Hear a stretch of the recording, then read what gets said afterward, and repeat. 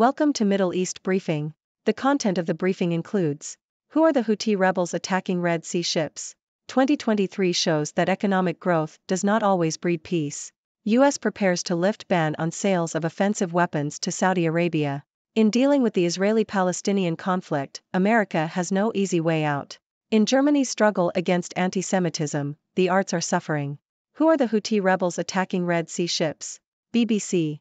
Shipping companies are avoiding the Red Sea due to drone and rocket attacks by Houthi rebels, an Iran-backed rebel group based in Yemen. The attacks began after the start of the Israel-Hamas war, and the Houthis declared their support for Hamas, stating that they will target any ship traveling to Israel. Major shipping firms such as Maersk, Hapag-Lloyd, and BP have diverted vessels away from the Red Sea, and an international naval operation led by the U.S. has been launched to protect ships. The Houthis have been fighting a civil war against Yemen's government since 2014.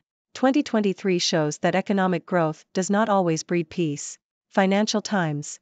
The peace that followed the end of the Cold War is now fundamentally in question in Ukraine, the South China Sea, and Palestine-Israel. Western analysts often see an axis of evil at work, with Russia and China forming an anti-Western coalition. However, the vulnerability to destabilization in these regions stems from the belief that economic development would secure peace and order. Economic growth breeds rivalry, and economic weakness generates vulnerability, leading to the current conflicts and violence we see today. The mistake was assuming that economic interconnection would automatically secure order. U.S. prepares to lift ban on sales of offensive weapons to Saudi Arabia. New York Times. The Biden administration plans to ease restrictions on weapons sales to Saudi Arabia, according to U.S. officials. President Biden imposed the ban 2 years ago amid concerns that U.S.-made weapons were being used against civilians in Yemen, where hundreds of thousands of people have died. The move to relax the ban comes as the kingdom seeks to finalize a U.S.-backed peace accord with the Iran-backed Houthis. The U.S. officials did not say when the easing of the ban might occur. The expected loosening of the limits could be reversed if Biden decides it is not in U.S. interests to allow offensive weapons to go to Saudi Arabia, which is the largest buyer of American arms. The Biden administration's planned policy shift is likely to face opposition from some lawmakers. The Senate Foreign Relations Committee imposed its own block on arms sales to Saudi Arabia in October 2022. In dealing with the Israeli-Palestinian conflict, America has no easy way out. Foreign Affairs. The recent Israel-Hamas war is unlikely to lead to a clean resolution or stability in the region.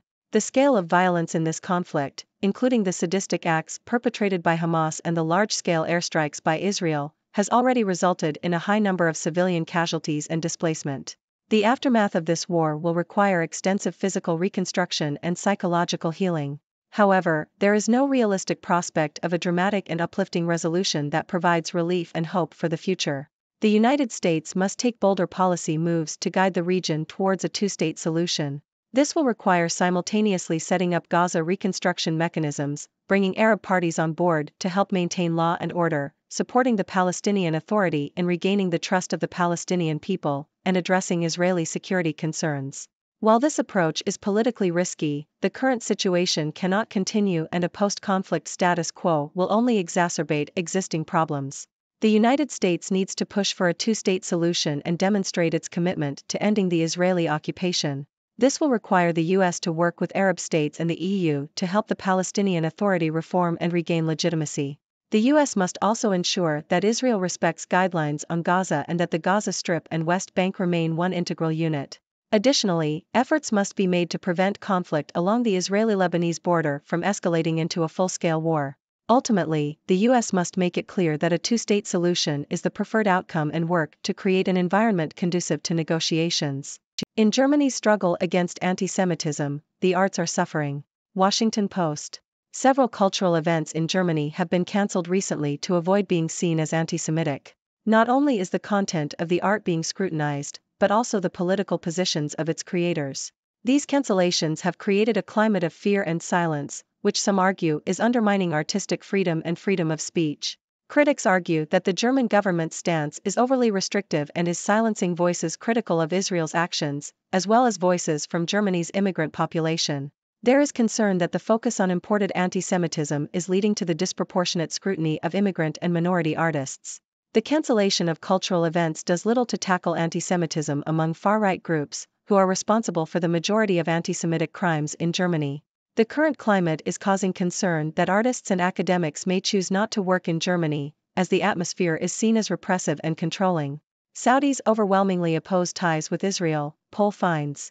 New York Times. A new poll conducted by the Washington Institute for Near East Policy has found that 96% of Saudis believe that Arab countries should sever all ties with Israel as a protest against the war in Gaza. The poll also found that 40% of Saudis expressed positive attitudes towards Hamas, compared with only 10% in a previous poll. These results pose a significant challenge to the Biden administration's push for Saudi Arabia to establish diplomatic relations with Israel. Saudi Arabia's Crown Prince Mohammed bin Salman has previously indicated that talks between Saudi and American officials were getting closer to a deal in which Saudi Arabia would recognize the State of Israel for the first time. Gaza facing famine if fighting continues, UN says. BBC. According to a UN Food Security Agency, 25% of households in Gaza, approximately 500,000 people, are facing catastrophic conditions, and the entire population of roughly 2.2 million people is suffering from acute food shortages. The UN is urging for humanitarian access to be granted in order for supplies to flow into and throughout Gaza and for civilians to safely receive life-saving aid. Last week, the World Food Programme estimated that only 10% of the food needed is currently getting into Gaza. The UN Security Council is trying to agree on a vote which calls for more aid to get into Gaza. However, the wording of the text has delayed the vote for several days. American-Israeli citizen taken hostage by Hamas dies in Gaza. The Independent. An American citizen, Gadi Haggai, who was taken hostage by Hamas during the attacks on Israel in October, has died in captivity in Gaza. Haggai, a 73-year-old U.S. and Israeli dual national, was out for a walk with his wife when they were shot at, leaving Haggai critically injured. The couple has not been seen or heard from since the attack. The details of Haggai's death remain unclear, but his body is still being held in Gaza. Haggai's wife is still being held captive by Hamas. So far, 110 hostages have been released out of the 240 believed to have been taken captive. Not seen since Vietnam, Israel dropped hundreds of 2,000-pound bombs on Gaza, analysis shows. CNN. Satellite imagery analysis reveals that during the first month of the war in Gaza, Israel dropped hundreds of bombs, many capable of killing or injuring people more than 1,000 feet away. The bombs found were consistent with those left behind by 2,000-pound bombs, which are 4 times heavier than the largest bombs dropped by the U.S. on ISIS in Iraq. Experts argue that the extensive use of heavy munitions such as the 2,000-pound bomb is responsible for the high death toll. Israel has been internationally criticized for the scale of devastation in Gaza, with even staunch ally U.S. President Joe Biden accusing Israel of indiscriminate bombing of the Strip. Israel has argued that its heavy munitions are necessary to eliminate Hamas, and that it is doing all it can to minimize civilian casualties. However, weapons and warfare experts argue that such heavy munitions have a profound effect on Gaza, which is one of the most densely populated places on Earth. The findings reveal the intensity of the bombardment over a short period of time. The crises that may get worse in 2024. Washington Post. 2023 was a year marked by numerous crises and conflicts, and unfortunately, 2024 looks set to be no different. The war in Gaza is reaching a dangerous tipping point, with the territory's 2.2 million people pushed to the brink. The conflict in Israel and the occupied Palestinian territories has been ranked as the second most glaring crisis to watch in 2024 by the International Rescue Committee. The civil war in Sudan, the world's largest displacement crisis, was ranked first. Africa is home to the bulk of potential hotspots, with 3 Coup Belt nations in West Africa, Burkina Faso, Mali, and Niger all in the IRC's rankings. The specter of a warming planet looms over these crises, as climate shocks affect vulnerable communities. The Biden administration will face constraints in its ability to address these crises, as it grapples with a divisive election year and domestic challenges. In Asia, an election in Taiwan could be marked by provocations from China, while Myanmar is headed towards a new phase of conflict with a weakened but still dangerous regime. Overall, the outlook for 2024 is one of increased instability and uncertainty. Well, my dear viewers, it seems like the world is in quite a chaotic state right now, doesn't it? From the Houthi rebels attacking ships in the Red Sea to the ongoing conflict between Israel and Palestine, there is no shortage of news to keep us on our toes. And let's not forget the US lifting the ban on weapons sales to Saudi Arabia, the struggle against anti-Semitism in Germany, and the dire situation in Gaza. Oh, And did I mention that 2024 is shaping up to be just as tumultuous as 2023? Buckle up, folks. Now, let's dive into these stories and try to make sense of it all. First, we have the Houthi rebels causing havoc in the Red Sea. These rebels, backed by Iran, have been launching drone and rocket attacks on ships, leading major shipping companies to divert their vessels away from the area. It all started when the Houthis declared their support for Hamas and promised to target any ship traveling to Israel. Talk about stirring up trouble. Speaking of trouble, it seems like economic growth doesn't always bring peace. The conflicts in Ukraine, the South China Sea, and Israel-Palestine show us that economic development alone is not enough to ensure stability.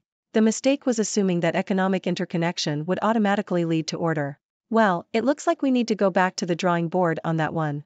And in the latest twist of events, the Biden administration plans to ease restrictions on weapons sales to Saudi Arabia. This decision comes amid the kingdom's efforts to finalize a peace accord with the Houthi rebels. But, as you can imagine, this move is likely to face opposition from some lawmakers. Looks like the US is caught in a tricky situation here. Now, let's talk about the Israeli-Palestinian conflict. It's clear that there is no easy way out of this mess. The recent war between Israel and Hamas has resulted in a high number of civilian casualties and displacement. The United States must take bolder policy moves to guide the region towards a two-state solution. This will require extensive reconstruction, addressing security concerns, and bringing all parties on board. It's a tall order, but it's necessary to break the cycle of violence. Moving on to Germany, it seems like the fight against anti-Semitism is taking a toll on the arts. Cultural events are being cancelled left and right to avoid being seen as anti-Semitic. Critics argue that this is undermining artistic freedom and freedom of speech. The focus on imported anti-Semitism is also leading to the disproportionate scrutiny of immigrant and minority artists. It's a delicate balance, but we need to find a way to tackle anti-Semitism without stifling creativity. And speaking of anti-Semitism, a new poll shows that Saudis overwhelmingly oppose ties with Israel. This poses a challenge to the Biden administration's push for Saudi Arabia to establish diplomatic relations with Israel. Looks like there's still a long way to go on that front. Lastly, we have the dire situation in Gaza. The UN warns of a looming famine if the fighting continues. Food shortages are already acute, with 25% of households facing catastrophic conditions. The UN is calling for humanitarian access and for more aid to be allowed into Gaza. But it seems like politics is getting in the way, as the wording of a UN Security Council vote has delayed the process. Time is running out, and the people of Gaza need our help. Phew, that was a lot to cover, my friends. But remember, these are just headlines, and there is so much more to these stories than meets the eye. What are your thoughts on these issues? Do you have any questions or insights to share? The floor is yours, my dear viewers. Let's dive into the discussion and try to make sense of this crazy world we live in. Thank you for tuning in. The content above showcases the latest briefing reports and analytical synopses, thoughtfully curated by the 6Do team. These insights stem from a wide array of reputable media outlets, think tanks, government sources, and specialized experts worldwide. We encourage you to explore these sources for a comprehensive perspective. Keep in mind that while the content may not always align with the official standpoint of 6Do Brief, it's not meant to be taken as absolute directives for decision-making. Comprising seasoned media professionals, learned scholars, and accomplished scientists, the 6Do team embodies a trailblazing, fully independent media entity. To customize 6Do Brief to meet your professional needs, you have the option to subscribe to a diverse array of briefings on our website, 6dobrief.com. Regardless of your location, you can conveniently receive 6Do Brief via email.